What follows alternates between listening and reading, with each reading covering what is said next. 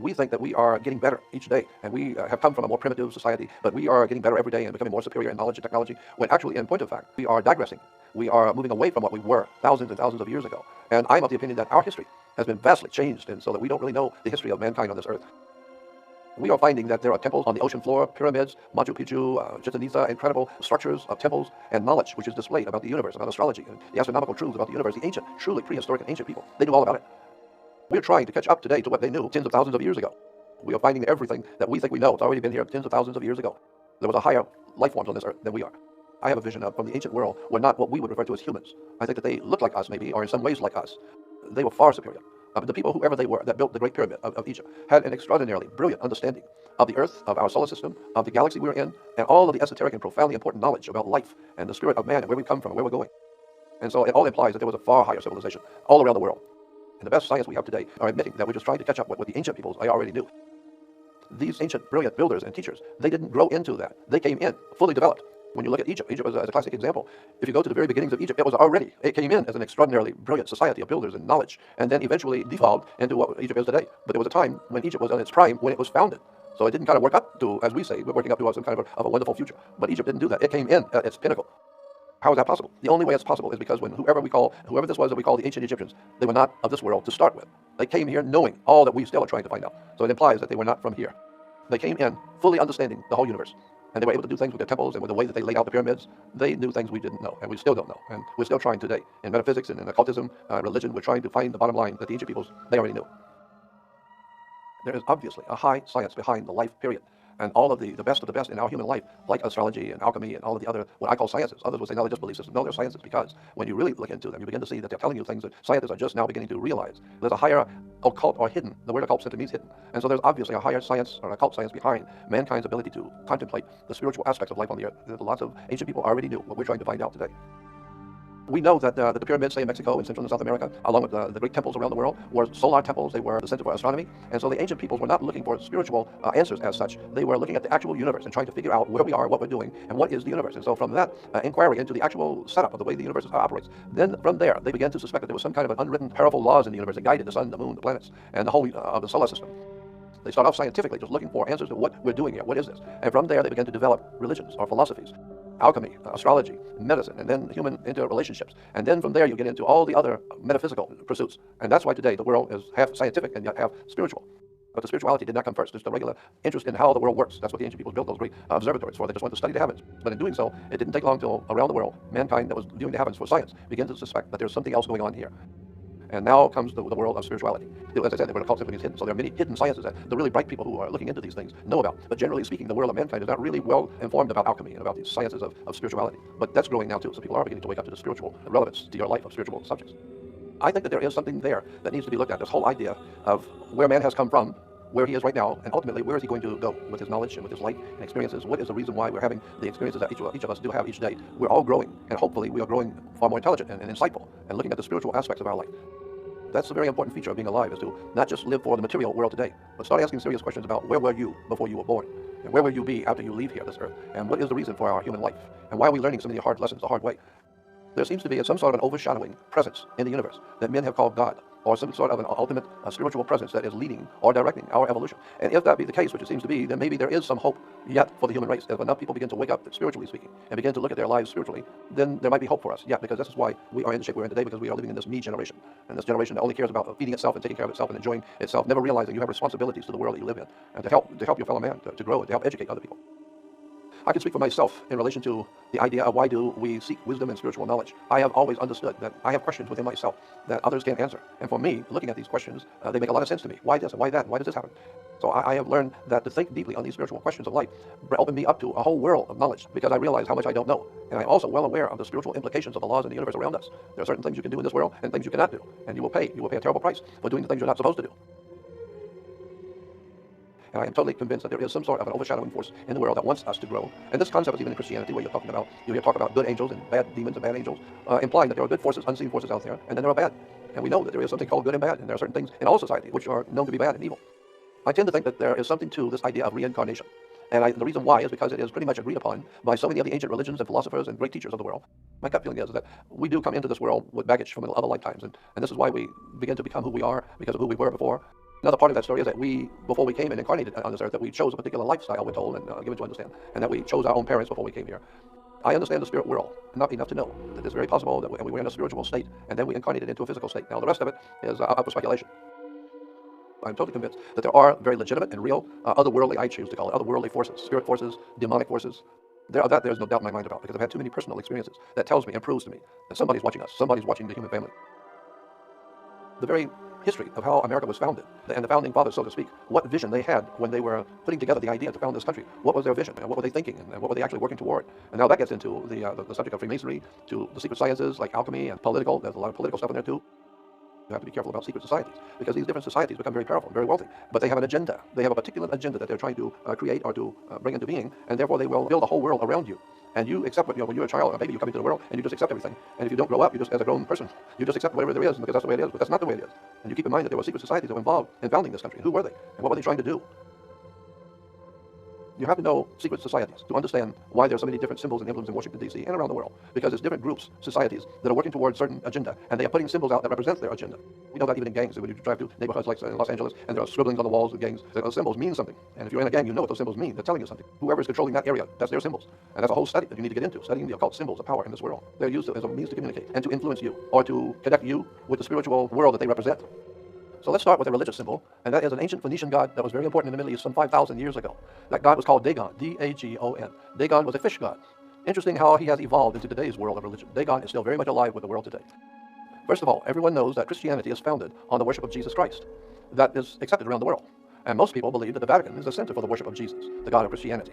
However, millions of people also believe that the Pope of Rome is leading the Christians to worship Jesus throughout the world.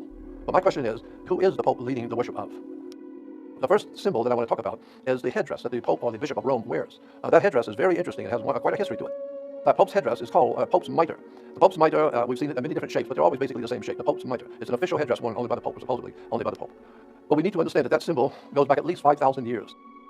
So what we need to know, and what we need to keep in mind, is that this strange and interesting headdress of hat that the Pope wears is impacted by a god named Dagon. Dagon was a god of the Philistines, and Dagon comes from the word dag, which means fish. So Dagon was a fish god. And here we have pictures of another fish god named Anis, same god, but was worshipped in different countries under different names. So we have a god who's half fish and half man, or men who wear the garbs of a fish in their religious celebration. So here in the Jewish Encyclopedia, under the heading of Dagon, you will see a picture of the priest of Dagon, or the god himself, and he's wearing a fish head and the body of a fish down his back. So now we see the Pope's headdress. On the top is the Pope's mitre. Well, in turn, you then see he's actually wearing a fish head, the fish god Dagon, because he's representing the worship of an ancient Phoenician god. So this is why today Christians on the back of their cars, you will see, have a fish symbol. I'm thinking that that's to denote them as Christians worshiping Jesus. No, it's a fish symbol because it's denoting Dagon, the fish god. The significance is Dagon was a very important mystical god to the ancient peoples in the Middle East, in Babylonia, Sumeria, Phoenicia, Canaan. And that very powerful mystical god is still dominating the spirit and the intellectual thinking of religion even to today. So it's not Jesus that's influencing the Vatican and the Pope. It's Dagon, the fish god. That's the importance of this. The point being is that religion comes to the world in the age of Pisces. And Pisces is, of course, the two fish of the constellation of Pisces. But Dagon is 5,000 years old.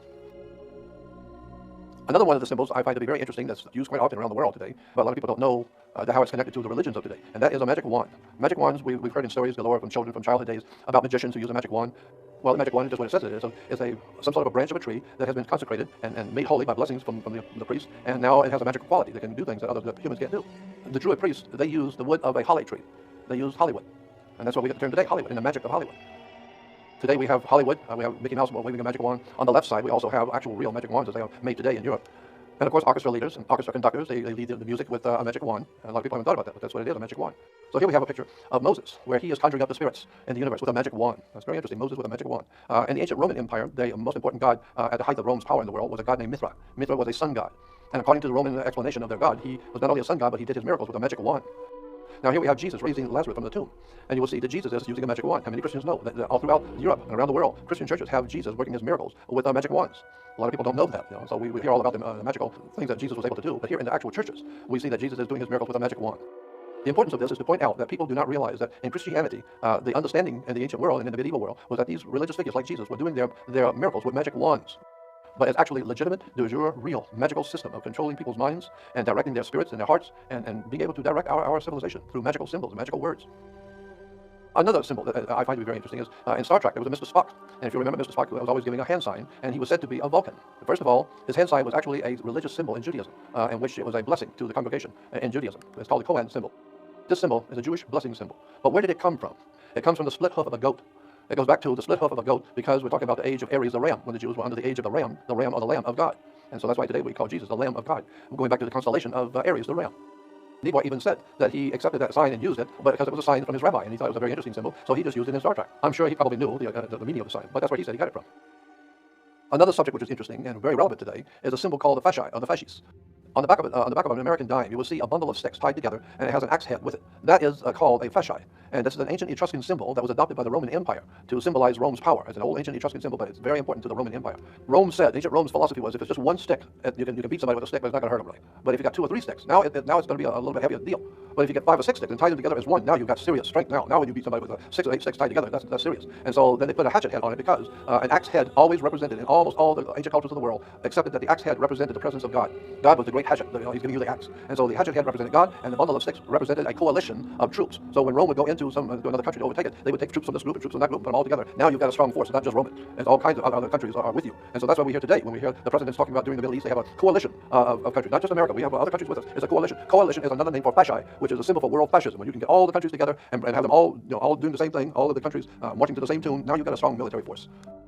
The fasci was usually carried officially behind Caesar. He would be in the front of the parade or whatever, and there would be what is called lectors behind him, and they would be holding the fasci, symbolizing Caesar's power over life and death. He is the man. He's the boss. And so the lectors would be standing on both sides of Caesar on the altars when Caesar was speaking, holding those fasci, so that the Roman people know he has the right to life and death.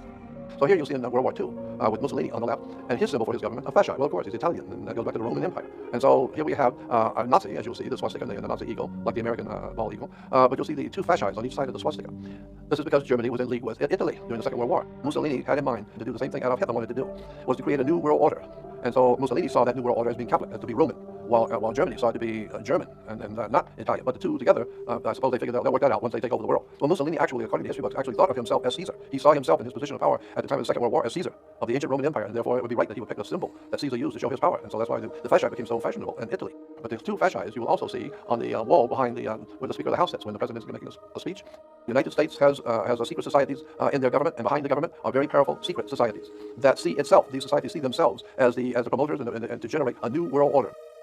All countries copy each other. The fascists copied the Etruscans, the Romans copied the Greeks, and the Greeks copied the Egyptians, and that's just the way humans are.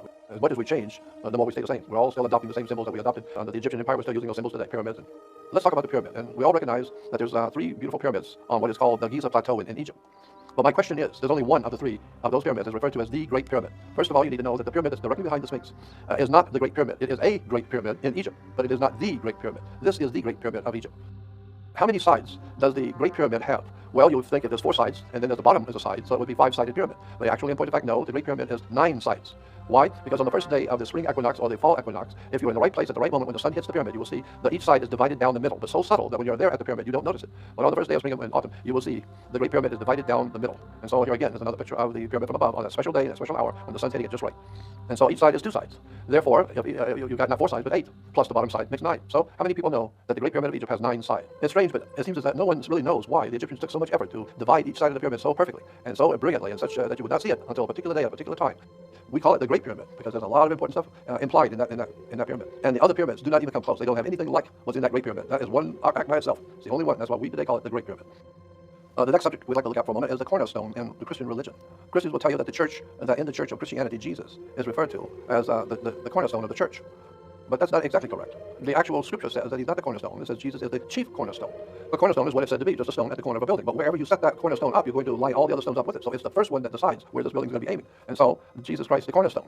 But Jesus is actually referred to as the chief cornerstone. And that's important because there's a totally different understanding of the word chief cornerstone. Chief cornerstone means a triangle placed on top of a pyramid. If you take a perfect flawless pyramid, triangle, and you cut off the top, it itself is a pyramid, but it's a tiny one that sits on top of the big one. That tiny little pyramid is called a pyramidion. A pyramidion is a tiny pyramid sitting on top of the big pyramid. That's what the Bible says Jesus is. He is a pyramidion. He's not a cornerstone. He's a chief cornerstone, which is on the top of a pyramid. That was the genius of the ancient Egyptians.